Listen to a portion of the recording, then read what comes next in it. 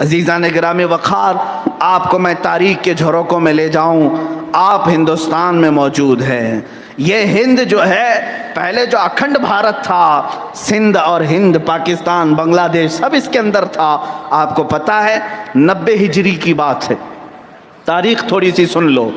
90 हिजरी की बात है। सिंध में राजा दाबिर सिंह की हुकूमत थी। एक बहुत बड़ा राजा था उस ज़माने का।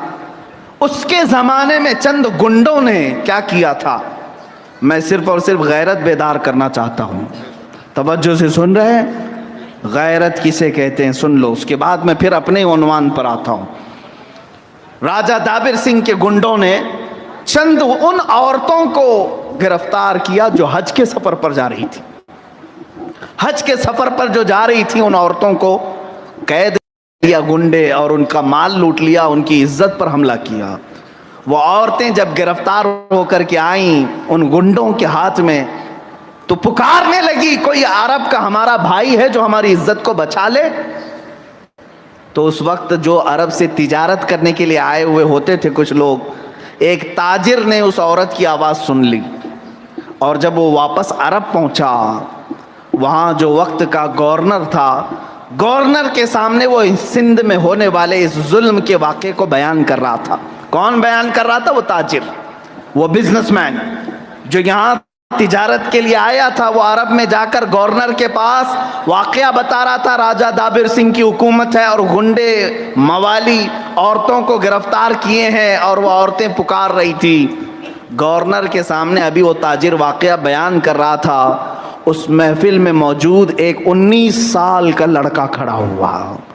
19 साल का लड़का खड़ा हुआ और वहीं से पुकारा, लब्बैक या उख्ती, ऐ मेरी बहन, मैं आता हूं तेरी मदद के लिए।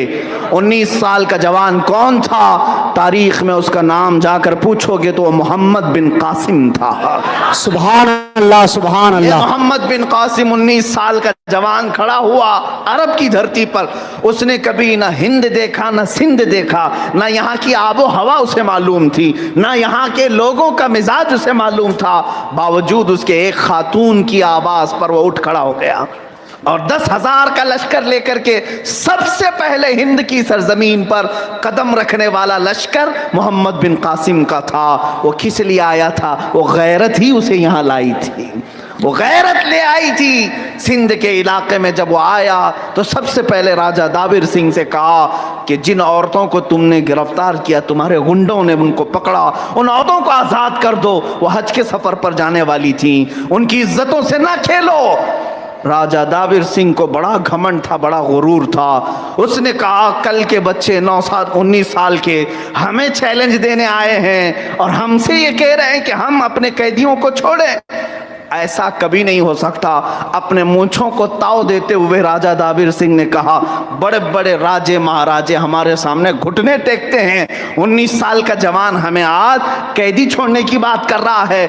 मोहम्मद बिन कासिम ने फिर कहा, मेरी बात अगर तू मानता नहीं है तो फिर तुझे बताते हैं कि इस्लाम का 19 साल जवान होता कौन है, फिर बताया जाएगा मोहम्मद अरबी का शेर होता कैसे है। दूसरे दिन मोहम्मद बिन कासिम ने ललकारा, आओ तुम अपनी फौज लेकर। मेरे अजीजों, उस वक्त उसकी 1 लाख से ज़्यादा की फौज थी और ये जवान 10,000 का लश्कर ले आया था।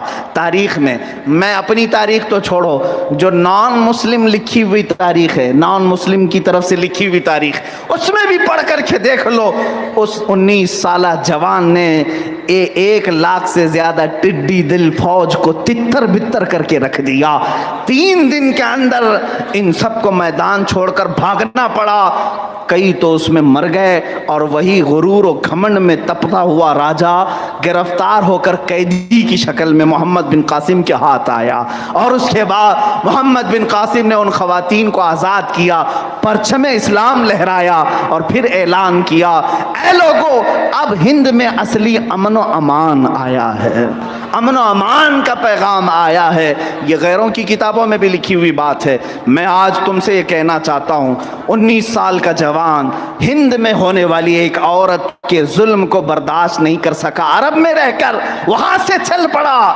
یہاں دلی میں ہونے والے ریپ پر بھی ہم خاموش بیٹھے رہتے ہیں، یہاں یوپی میں ہونے والے بلاತ್ಕಾರ کو بھی دیکھ کر کے لوگ خاموش بیٹھے رہتے ہیں۔ کیا ان کی غیرت مر گئی ہے؟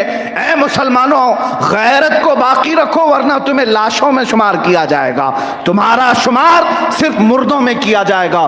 غیرت کو زندہ رکھو، چاہے وہ اپنی آواز اٹھا کر کے، چاہے وہ اپنا ہاتھ اٹھا کر کے، چاہے وہ اپنی آواز حکومت تک پہنچا کر کے۔ اعلیٰ حضرت فاضل بریلوی رضی اللہ تعالیٰ عنہ نے کیا ہی سچ کہا ہے، جب کبھی اسلام پر حملہ ہو، رسول پاک کی عزت پر حملہ ہو، تو کوئی اگر آواز اٹھائے تو کچھ لوگ یہ کہتے ہیں ایک آدھ کے آواز اٹھانے سے کیا ہوتا ہے؟ میرے اعلیٰ حضرت فرماتے ہیں ایک ہی آواز اللہ کے لیے اللہ تبارک و تعالیٰ ساری کائنات کے لیے کافی کر سکتا ہے۔ ہم نے دیکھا ہے ہندوستان میں